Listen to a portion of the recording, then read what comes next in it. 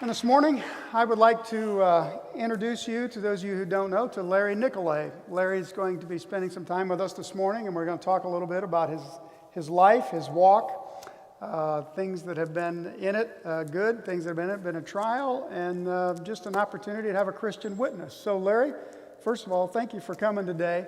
We're really glad that you're here and glad that you're spending the time with us. So, just tell us a little something about Larry Nicolet. Where in the world did you come from, and how did you end up here? Anybody know where Lima, Ohio is? Yeah, a couple hands. Born in Lima. My wonderful mother and father, who would have been married 75 years until I lost my father a couple years ago, had one brother, and by age 18, I went off to Purdue, and I've told people that once I got my Purdue degree, the state of Ohio wouldn't let me back in. So we've been in Indianapolis and then in Zionsville. We've been in Zionsville actually for the last 33 years. Wow. So you grew up in Lima with a brother. Any other important relationships develop in Lima? Well, I got to tell you about my church background. Okay. My father, right before he died, was honored at the Disciples of Christ Christian Church in Lima. He was baptized at age 12, and he was recognized as a 75-year member. Wow. And it was called the Southside Church of Christ, even though when I was about 20, they moved it to the north side of town, but they never changed the name. So I was one of those, we were a family that we went to church every Sunday. That's just what you did. And I thought later when I got into high school that all the high school, the football coach and the basketball coach and the baseball coach all went to that school. I thought I'd get more playing time if I attended church on a regular basis. So, but my father was a true Christian and just loved the church and set a great example for my brother and I into the church world. So you found a sweetheart while you were in Lima? I did. I met her. It took me about a year to finally get up enough nerve to ask her out for a date because I hated rejection. And actually, I sent a messenger.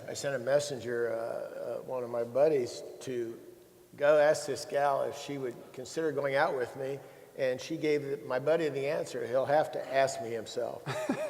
So it took me 3 more months to get up enough courage. And as of today, I've been married to this woman I'm a numbers guy, you know that. Yeah. For 45 years, 6 months, and 6 days. Joan, stand up.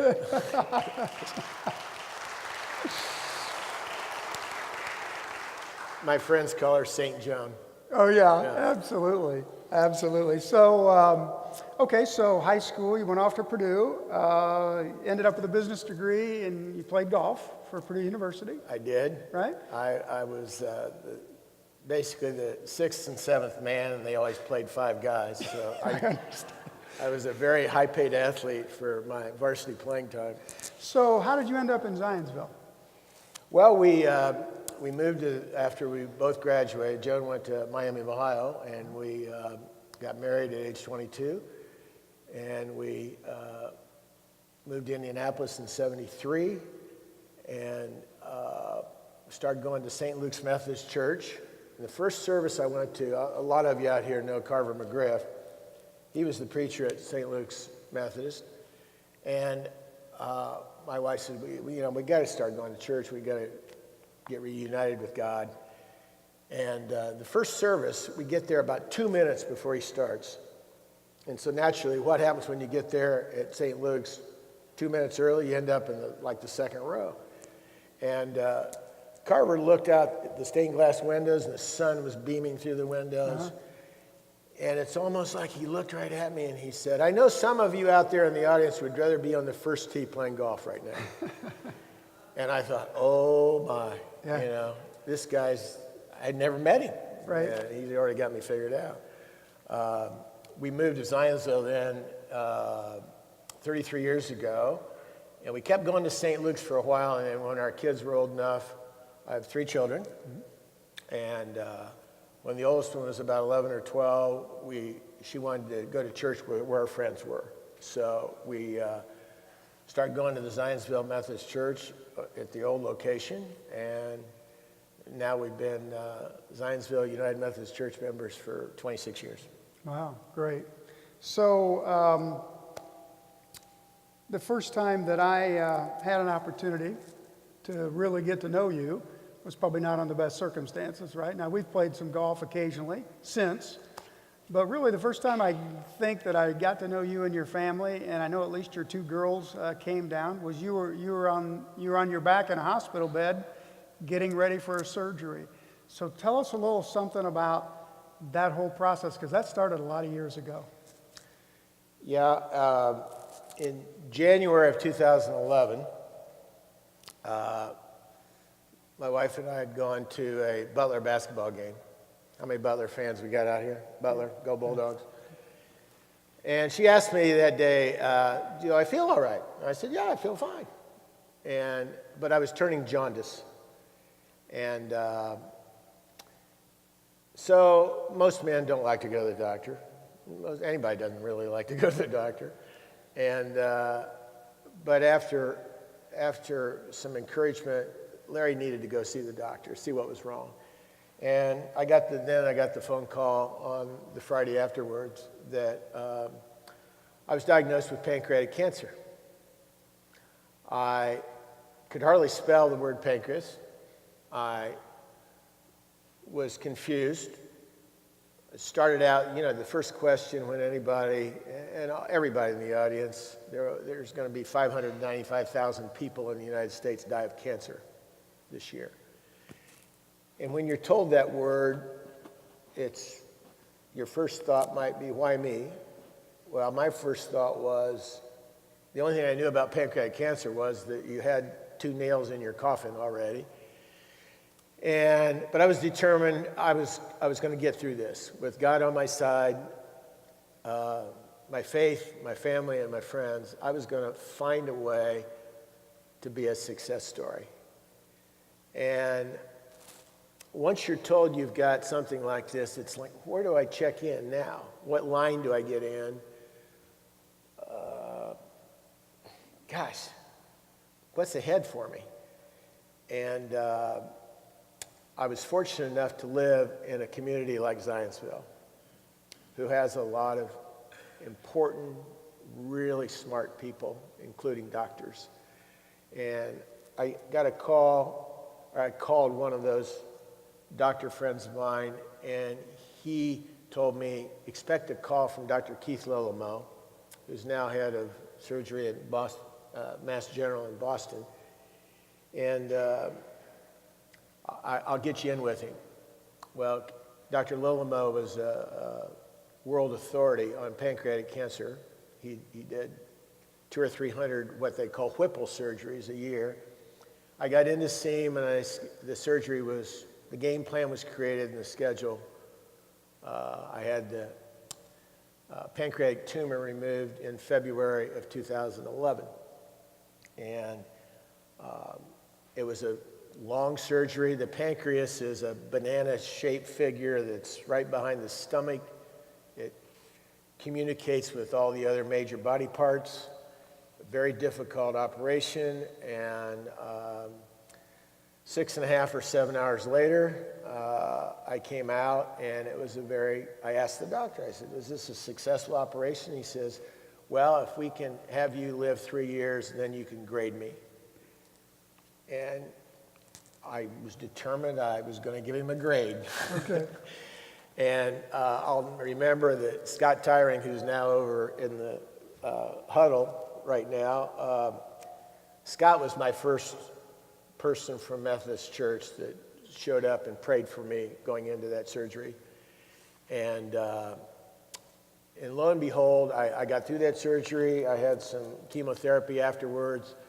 And you talk about a shock. I've been going to this church, like I said, for 20 plus years, and I always read in the back of the bulletin, the current and continued prayer support. And who was having issues, who was having problems, who did I need to pray for? And little do I know that now my name's going to be in the bulletin for 6 months. And all the prayer groups and all the people in this church, you don't know how much that meant to me. I had people praying for me that I'd never even shook their hand before.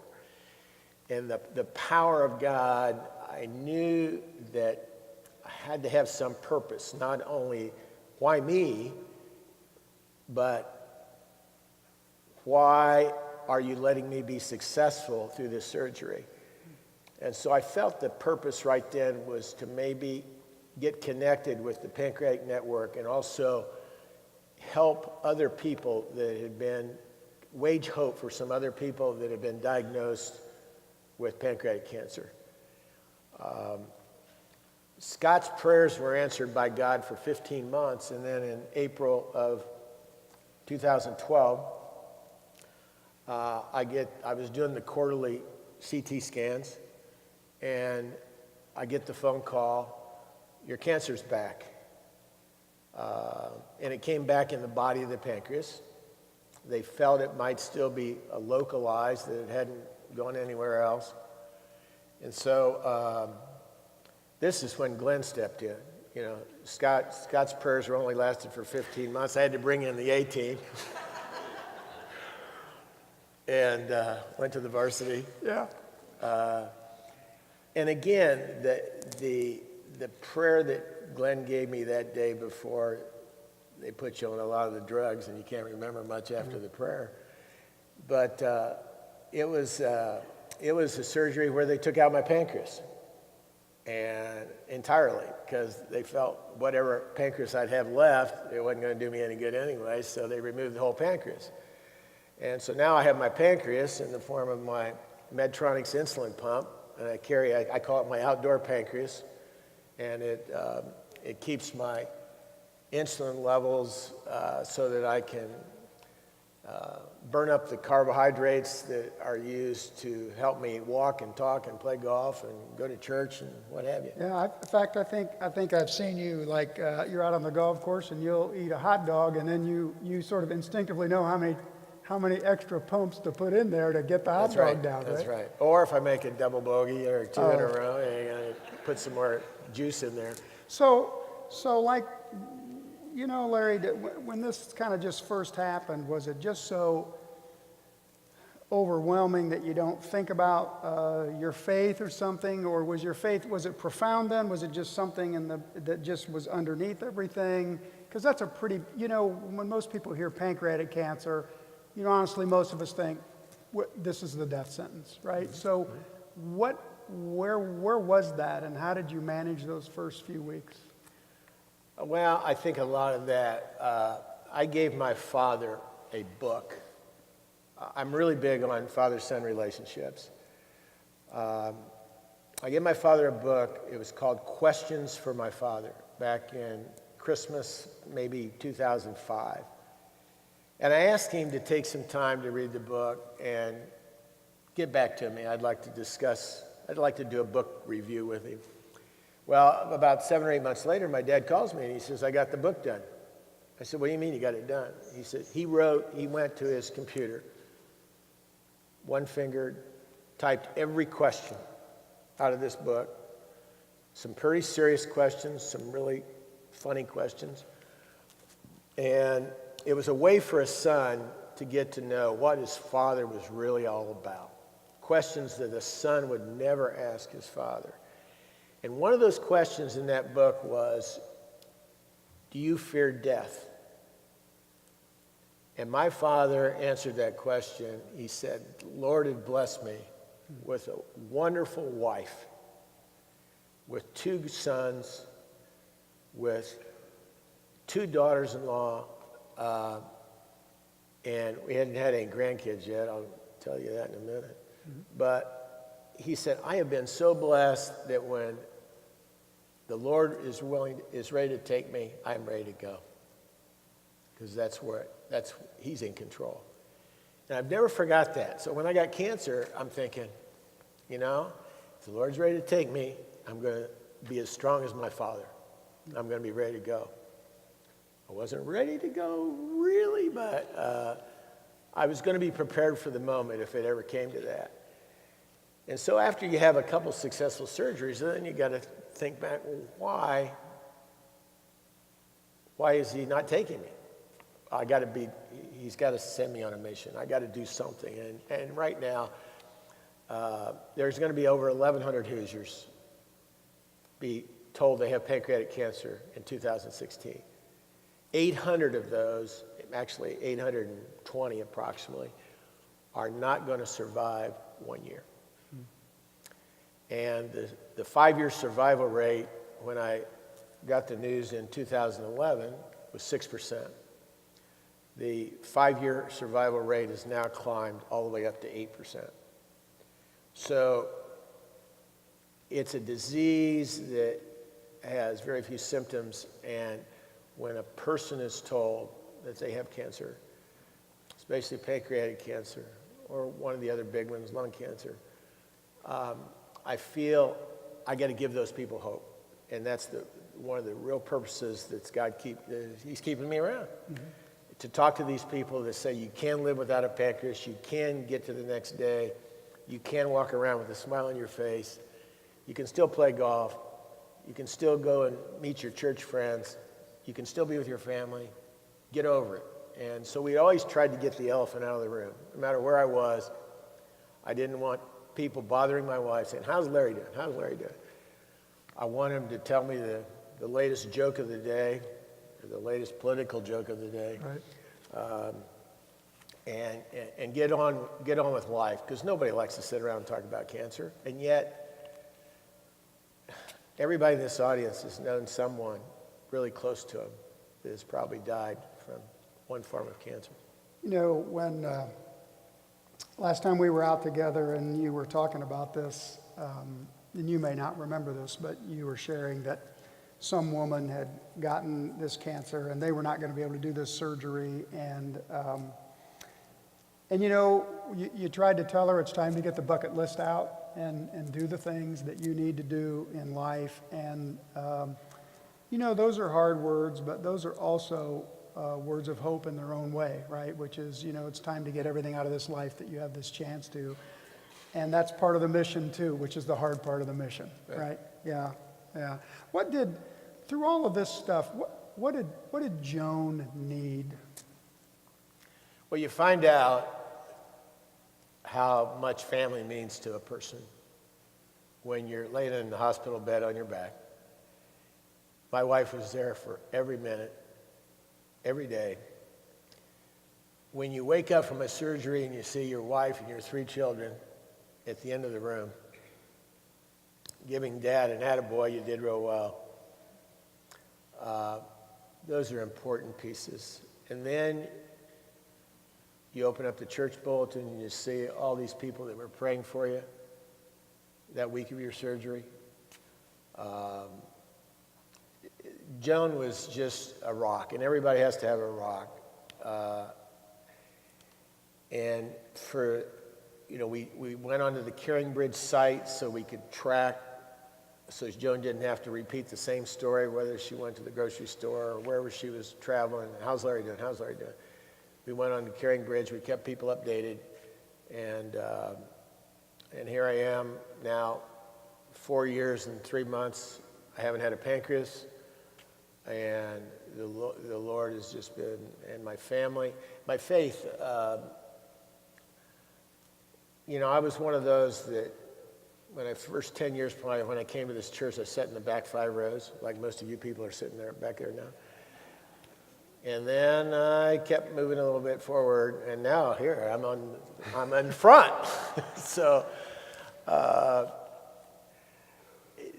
the power of prayer, we seem to only pray sometimes when we want to ask God for something instead of like the one lady did earlier.